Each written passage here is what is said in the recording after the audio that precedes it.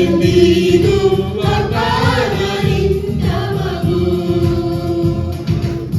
ಮುರಿದ ನೊಂದ ಎಲ್ಲರಿಗೂ ಜೊತೆಯಲ್ಲಿ ಇದ್ದು ಕಾಪಾಡುವ ದೇವರು. ನಮಗೆ ಬರುವ ಕಷ್ಟಗಳು ಅನೇಕವಾಗಿದ್ದು ಅವುಗಳೆಲ್ಲರಿಂದ ನಮ್ಮನ್ನು ಬಿಡಿಸಿ ಕಾಪಾಡುವ ದೇವರು. ಹಲ್ಲೆಲೂಯಾ. ನೀತಿವಂತರಿಗೆ ಬರುವ ಕಷ್ಟ ಅನೇಕವಾಗಿರುತ್ತದೆ, ಆದರೆ ಅವುಗಳೆಲ್ಲರಿಂದಲೂ ದೇವರವನ್ನು ಬಿಡಿಸಿ ಕಾಪಾಡುತ್ತಾರೆ.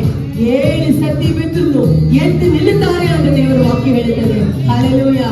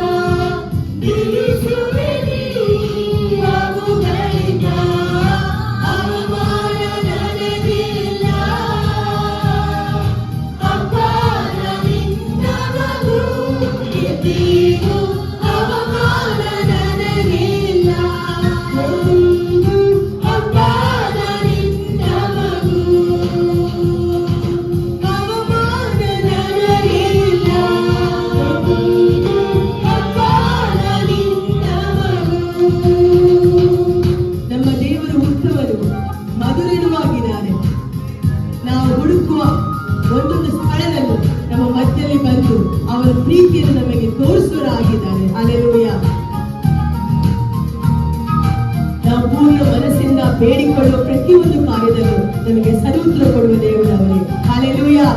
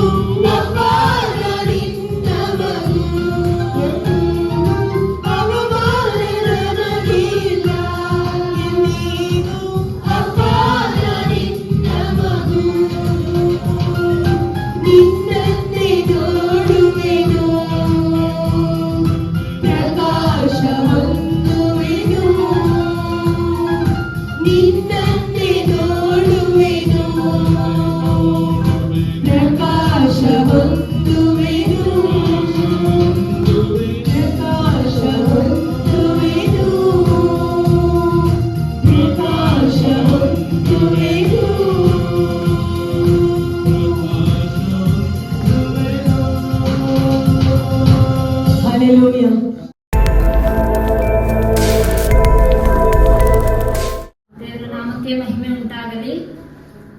ದೇವರು ನನ್ನನ್ನು ಈ ರೀತಿಯಾಗಿ ಸಾಕ್ಷಿಯಾಗಿ ನಿಲ್ಲಿಸಿ ಕೀರ್ತನೆ ಹಂಚುವಂತೆ ನಿಮ್ಮ ಮಧ್ಯದಲ್ಲಿ ದೇವರು ನನ್ನನ್ನು ನಿಲ್ಲಿಸಿದಕ್ಕಾಗಿ ಆತನ ನಾಮವನ್ನು ಕೊಂಡಾಡಲಾಗಿದ್ದೇನೆ. ಕೀರ್ತನೆಗಳು 84ನೇ ಕೀರ್ತನೆಯ 1-4ನೇ ವಚನದಲ್ಲಿ ನಾವು ಈ ರೀತಿಯಾಗಿ ನೋಡಬಹುದು. ಸೇನಾಧೀಶ್ವರನಾದ ಯೆಹೋವನೇ, ನಿನ್ನ ನಿವಾಸಗಳು ಎಷ್ಟೋ ರಮ್ಯವಾಗಿವೆ. ಯೆಹೋವನ ಆಲಯದ ಅಂಗಳಗಳಲ್ಲಿ ಸೇರಬೇಕೆಂದು ನನ್ನ ಆತ್ಮವು ಹಂಬಲಿಸುತ್ತಾ ಕುಂದಿ ಹೋಗಿತ್ತು. ಆದರೆ ಈಗ ಚೈತನ್ಯ ಸ್ವರೂಪನಾದ ದೇವರಿಗೆ ನನ್ನ ತನುಮನಗಳಿಂದ ಹರ್ಷಧ್ವನಿ ಮಾಡುತ್ತೇನೆ.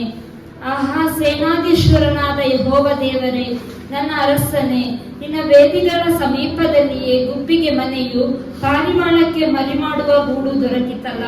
ನಿನ್ನ ಮಂದಿರದಲ್ಲಿ ವಾಸಿಸುವವರು ಧನ್ಯರು, ಅವರು ನಿತ್ಯವೂ ನಿನ್ನನ್ನು ಕೀರ್ತಿಸುತ್ತಾ ಇರುತ್ತಾರೆ. ಇದಕ್ಕೆ ದೇವರ ಪ್ರಸನ್ನತೆಯನ್ನು ಬಯಸುವ ಮನುಷ್ಯನು ಧನ್ಯನು.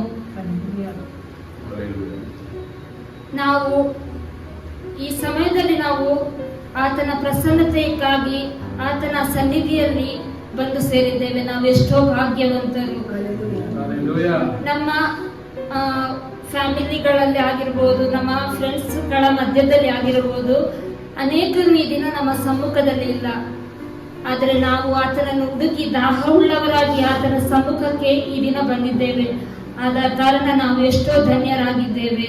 ನಾವು ಆತನ ಮಂದಿರದಲ್ಲಿ ವಾಸ ಮಾಡುತ್ತಾ ಇದ್ದೇವೆ. ನಾವು ಆತನನ್ನು ಕೀರ್ತಿಸುತ್ತಾ ಇದ್ದೇವೆ. ನಾವೆಷ್ಟು ಧನ್ಯರು. 5ರಿಂದ 9ನೇ ವಾಕ್ಯದಲ್ಲಿ ನಾವು ನೋಡುವಾಗ ಯಾವ ರೀತಿ ದೇವರನ್ನು ಹುಡುಕುವವರು ದೇವರ ಬಲವನ್ನು ಆಶ್ರಯಿಸುವವರು ಆಶೀರ್ವಾದವನ್ನು ಹೊಂದುತ್ತಾರೆ ಎಂಬುದನ್ನು ಈ ಭಾಗದಲ್ಲಿ ನಾವು ನೋಡಬಹುದು. ನಿನ್ನಲ್ಲಿ ಬಲವನ್ನು ಹೊಂದುವ ಮನುಷ್ಯರು ಧನ್ಯರು. ಅವರು ಯಾತ್ರಾಪರರಾಗಿ ಕಣ್ಣೀರಿನ ತಗ್ಗನ್ನು ದಾಟುವಾಗ ಅಲ್ಲಿ ಒರತೆಗಳನ್ನು ತೋಡಿ ನೀರಿನ ಸ್ಥಳವಾಗ ಮಾಡುತ್ತಾರೆ. ಮುಂಗಾರು ಮಳೆಯು ಅದನ್ನು ಸಮೃದ್ಧಿಗೊಳಿಸುತ್ತದೆ. ಅವರು ಹೆಚ್ಚು ಹೆಚ್ಚಾಗಿ ಬಲ ಹೊಂದಿ ಚಿಯೋನ್ ಗಿರಿಯಲ್ಲಿ ದೇವರ ಸನ್ನಿಧಿಯಲ್ಲಿ ಸೇರಿ, ಸೇನಾಧೀಶ್ವರನಾದ ಯೆಹೋವ ದೇವರೇ, ನನ್ನ ಮೊರೆಯನ್ನು ಕೇಳು, ಯಾಕೋಬ್ಯರ ದೇವರೇ ಕಿವಿಗೊಡು ಅನ್ನುತ್ತಾರೆ. ದೇವರೇ, ನಮಗೆ ಗುರಾಣಿಯಾಗಿರುವವನನ್ನು ನೋಡು, ನಿನ್ನ ಅಭಿಷಿಕ್ತನ ಮುಖವನ್ನು ಕಟಾಕ್ಷಿಸು ಎಂಬುದಾಗಿ ಇದರಲ್ಲಿ ನಾವು ನೋಡಬಹುದು.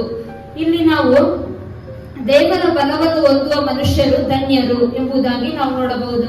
ಯಾವ ರೀತಿಯಾಗಿ ದೇವರ ಬಲವನ್ನು ಹೊಂದಿದಾಗ ಆಶೀರ್ವಾದಗಳು ನಮಗೆ ದೊರಕುತ್ತದೆ, ಯಾವ ರೀತಿ ನಾವು ದೇವರ ಆಶೀರ್ವಾದಗಳನ್ನು ಹೊಂದಿಕೊಳ್ಳಬಹುದು ಎಂಬುದಾಗಿ ನೋಡಬಹುದು. ಇಲ್ಲಿ 6ನೇ ವಚನದಲ್ಲಿ ಕಣ್ಣೀರಿನ ತಗ್ಗನ್ನು ದಾಟುವಾಗ ಅಲ್ಲಿ ಒರತೆಗಳನ್ನು ತೋಡಿ ನೀರಿನ ಸ್ಥಳವಾಗ ಮಾಡುತ್ತಾರೆ. ಮುಂಗಾರು ಮಳೆಯು ಅದನ್ನು ಸಮೃದ್ಧಿಗೊಳಿಸುತ್ತದೆ. ಈ ವಾಕ್ಯದಲ್ಲಿ ನಾವು ನೋಡುವಾಗ ನಾವು ಅನೇಕ ಸಮಯಗಳಲ್ಲಿ ನಾವು ಕಣ್ಣೀರಿನ ಅವಸ್ಥೆಯಲ್ಲಿ ನಾವು ಹೋಗಿರುವಾಗ, ನನ್ನ ಒಂದು ಚಿಕ್ಕ ಸಾಕ್ಷಿಯನ್ನು ನಿಮ್ಮ ಮುಂದೆ ಹಂಚಕ್ಕೆ ಇಷ್ಟಪಡ್ತಾ ಇದ್ದೇನೆ. ಬಂದಾಗ ಜೂನ್ ನಲ್ಲಿ ನಾನು ಬಂದಾಗ ನನ್ನ ಹತ್ರ ಒಂದು ಪೈಸನು ಅಮೌಂಟ್ ಫೀಸ್ ಕಟ್ಟಕ್ಕೆ ಇದ್ದಿಲ್ಲ. ಆದರೆ ದೇವರು ನನಗೆ ಒಂದೇ ಬಲ, ದೇವರು ಮಾತ್ರ. ಯಾರ ಹತ್ರನೂ ನನಗೆ ಕೇಳೋದಕ್ಕೆ ನನಗೆ ಇಷ್ಟ ಇಲ್ಲ. ಯಾಕೆಂದ್ರೆ ನಾನು ದೇವರನ್ನು ಮೊರೆ ಇಟ್ಟಿರುವಾಗ ಆತ ನನಗೆ ಸದುತ್ತರವನ್ನು ಕೊಟ್ಟು ಯಾವುದಾದ್ರೂ ಒಂದು ರೀತಿಯಲ್ಲಿ ದೇವರು ಸಹಾಯ ಮಾಡುತ್ತಾನೆ ಎಂಬ ಒಂದು ವಿಶ್ವಾಸ ನನಗಿತ್ತು. ಆದ ಕಾರಣ ನಿರಂತರವಾಗಿ ನಾನು ದೇವರ ಸಮ್ಮುಖದಲ್ಲಿ ಆತನನ್ನೇ ಕೂಗಿಕೊಳ್ಳುತ್ತಾ ಇದ್ದೆ. ದೇವರ ಸೇವಕರಿಗೂ ಕೂಡ ನಾನು ತಿಳಿಸಿದ್ದೆ. ಅವರು ಕೂಡ ಪ್ರಾರ್ಥನೆಯ ಮುಖಾಂತರ ನನ್ನನ್ನು ಬಲಪಡಿಸ್ತಾ ಇದ್ರು. ದೇವರು ತಕ್ಕ ಸಮಯದಲ್ಲಿ ಎಲ್ಲವನ್ನು ಒದಗಿಸಿಕೊಡುತ್ತಾನೆ ಎಂಬ ಒಂದು ಧೈರ್ಯವನ್ನು ನನಗೆ ಹೇಳಿಕೊಡ್ತಾ ಇದ್ರು. ಆದ ಕಾರಣ ನನಗೆ ಲಾಸ್ಟ್ ವೀಕ್ 2 weeks ಬ್ಯಾಕ್ ದೇವರು ಒಂದು ಸೆಮಿಸ್ಟರ್ ಫುಲ್ ಫೀಸ್ ಪೇ ಮಾಡುವಂತೆ ಸರ್ವಶಕ್ತನಾದ ದೇವರು ಸಹಾಯ ಮಾಡಿದಕ್ಕಾಗಿ ಆತನನ್ನು ಕೊಂಡಾಡೋದಾಗಿದ್ದೇನೆ. ಅದೇ ರೀತಿಯಾಗಿ ಅನೇಕ ಶೋಧನೆಗಳ ಮಧ್ಯದಲ್ಲಿಯೂ ನಾವು ಕಣ್ಣೀರಿನ ಕುಟುಂಬದ ಸಮಸ್ಯೆಗಳಾಗಿರಬಹುದು, ಕಣ್ಣೀರುಗಳಲ್ಲಿ ನಾವು ಹಾದು ಹೋಗುವಾಗ ನಾವು ಆತನನ್ನು ನಿರೀಕ್ಷಿಸುವುದಾದರೆ, ಆತನ ಬಲವನ್ನು ಹೊಂದುವುದಾದರೆ, ಆತನು ತಕ್ಕ ಸಮಯದಲ್ಲಿ ನಮ್ಮೆಲ್ಲ ಕಷ್ಟದ ಸಮಯದಲ್ಲಿ ನಮ್ಮನ್ನು ಜಯಕರವಾಗಿ ನಡೆಸಲು ಶಕ್ತನಾಗಿದ್ದಾನೆ. ಹಲ್ಲೆಲೂಯಾ. ಅದೇ ರೀತಿಯಾಗಿ ಆತನು ಕಷ್ಟದ ಸಮಯದಲ್ಲಿ ಕಣ್ಣೀರನ್ನು ಒರೆಸುವ ದೇವರು ಮಾತ್ರವಲ್ಲದೆ ಆತನು ನಮಗೆ ಸಂರಕ್ಷಣೆಯನ್ನು ಕೂಡ ನಮಗೆ ದಯಪಾಲಿಸುತ್ತಾನೆ. ನಾನು ಎಲ್ಲಿಂದ ಧರ್ಮಸ್ಥಳದಿಂದ ಇಲ್ಲಿ ಬಂದು ಇಲ್ಲಿ ಕಾಲೇಜಲ್ಲಿ ಸ್ಟಡಿ ಮಾಡ್ತಾ ಇದ್ದೇನೆ. ಆದ್ರೆ ನನಗೆ ಇಷ್ಟು ದಿವಸದಲ್ಲಿ, ಇಷ್ಟು 2 ವರ್ಷ 3 ವರ್ಷದಲ್ಲಿ ದೇವರು ಅದ್ಭುತಕರವಾಗಿ ನನ್ನ ಪ್ರಯಾಣಗಳಲ್ಲಾಗಿರಬಹುದು, ಅಲ್ಲಿಂದ ಇಲ್ಲಿ ಬರುವುದಕ್ಕೆ ದೇವರು ಯಾವುದೇ ರೀತಿಯಾಗಿ ನನಗೆ ತೊಂದರೆ ಮಾಡಿಲ್ಲ. ದೇವರು ನನ್ನ ಕೋಟೆಯಾಗಿದ್ದು, ರಕ್ಷಕನಾಗಿದ್ದು, ಸಂರಕ್ಷಕನಾಗಿ ನನ್ನನ್ನು ಜಯಕರವಾಗಿ ನಡೆಸಿದ್ದಾನೆ. ಅದಕ್ಕಾಗಿ ಆತನನ್ನು ಕೊಂಡಾಡಲಾಗಿದ್ದೇನೆ. ಅದು ಮಾತ್ರವಲ್ಲ, ನಾವು ಆತನ ಬಲವನ್ನು ನಿರೀಕ್ಷಿಸುವಾಗ ಏನಾಗುತ್ತೆ ಅಂದ್ರೆ ಆತನ ಅಭಿಷೇಕ ನಮಗೆ ಸಿಗುತ್ತದೆ. ಇಲ್ಲಿ ನಾವು 10ನೇ ವಚನದಲ್ಲಿ ನೋಡುವಾಗ, ನಿನ್ನ ಆಲಯದ ಅಂಗಳಗಳಲ್ಲಿ ಕಳೆದ ಒಂದು ದಿನವು ಬೇರೆ 1000 ದಿನಗಳಿಗಿಂತ ಉತ್ತಮವಾಗಿದೆ. ದುಷ್ಟರ ಗುಡಾರಗಳಲ್ಲಿ ವಾಸಿಸುವುದಕ್ಕಿಂತ ನನ್ನ ದೇವರ ಆಲಯದ ಬಾಗಿಲನ್ನು ಕಾಯ್ದುಕೊಂಡಿರುವುದೇ ಲೇಸು ಎಂಬುದಾಗಿ ನಾವು ನೋಡುತ್ತೇವೆ. ಇಲ್ಲಿ ನಾವು ಆತನು ನಮಗೆ ಸೂರ್ಯನು ಗುರಾಣಿಯೂ ಆಗಿರುವುದನ್ನು ಕೂಡ 11ನೇ ವಚನದಲ್ಲಿ ನಾವು ನೋಡಬಹುದು. ಆತನ ಆಲಯದ ಅಂಗಳಗಳಲ್ಲಿ ಕಳೆದ ಒಂದು ದಿನವು ಬೇರೆ ಸಹಸ್ರ ದಿನಗಳಿಗಿಂತ ಉತ್ತಮವಾಗಿದೆ. ನಾವು ಇಂದು ಆತನ ಸಮ್ಮುಖದಲ್ಲಿ ಬಂದಿದ್ದೇವೆ, ನಾವು ಎಷ್ಟೋ ಧನ್ಯರಾಗಿದ್ದೇವೆ. ಮತ್ತು ಬೇರೆ ಈ ಸಹಸ್ರ ದಿನಗಳು ನಾವು ಕಳೆದು ಹೋದ ಒಂದೊಂದು ಕ್ಷಣಗಳಾಗಿರಬಹುದು, ಆತನ ಸಮ್ಮುಖದಲ್ಲಿ ಇದ್ದೇವೋ ಇಲ್ಲವೋ ನಮಗೆ ಗೊತ್ತಿಲ್ಲ. ಆದರೆ ಈ ದಿನ ನಾವು ಆತನ ಸನ್ನಿಧಾನದಲ್ಲಿ ಬಂದಿದ್ದೇವೆ ಎಂಬುದಾಗಿ ನೋಡುವಾಗ ಹಿಂದಿನ ದಿನಗಳಿಗೆ ನಾವು ಅದನ್ನು ಹೋಲಿಸಿ ನೋಡಿದಾಗ ಇದು ತುಂಬಾ ಉತ್ತಮವಾದ ದಿನವಾಗಿದೆ. ಕಾರಣ ದುಷ್ಟರ ಗುಡಾರಗಳಲ್ಲಿ ವಾಸಿಸುವುದಕ್ಕಿಂತ ನನ್ನ ದೇವರ ಆಲಯದ ಬಾಗಿಲನ್ನು ಕಾಯ್ದುಕೊಂಡಿರುವುದೇ ಲೇಸು. ಇದು ನಮ್ಮ ಎಲ್ಲರ ಆಸೆ ಮತ್ತೆ ಬಯಕೆ ಆಗಿರಬೇಕು. ನಾವು ಜೀವಿಸುವ ಒಂದೊಂದು ದಿನವೂ ಆತನ ಬಾಗಿಲನ್ನು ಕಾಯ್ದುಕೊಂಡಿದ್ದರೂ ಅಡ್ಡಿ ಇಲ್ಲ. ನಾವು ಆತನಿಗಾಗಿ ಆತನ ಸಮ್ಮುಖದಲ್ಲಿ ಆತನ ಅಂಗಳದಲ್ಲಿ ಒಂದೊಂದು ದಿನವೂ ಕಳೆಯುವವರಾಗಿರಬೇಕು. ಅವಾಗ ಏನಾಗತ್ತೆ ಅಂದ್ರೆ ನಾವು ಯೆಹೋವ ದೇವರು ಸೂರ್ಯನು ಗುರಾಣಿಯೂ ಆಗಿದ್ದಾನಲ್ಲ, ಯೆಹೋವನು ಕೃಪೆಯನ್ನು ಧನವನ್ನು ಅನುಗ್ರಹಿಸುವನು, ಆತನು ಸದ್ಭಕ್ತರಿಗೆ ಯಾವ ಶುಭವನ್ನು ದಯಪಾಲಿಸದೇ ಇದ್ದಾನು.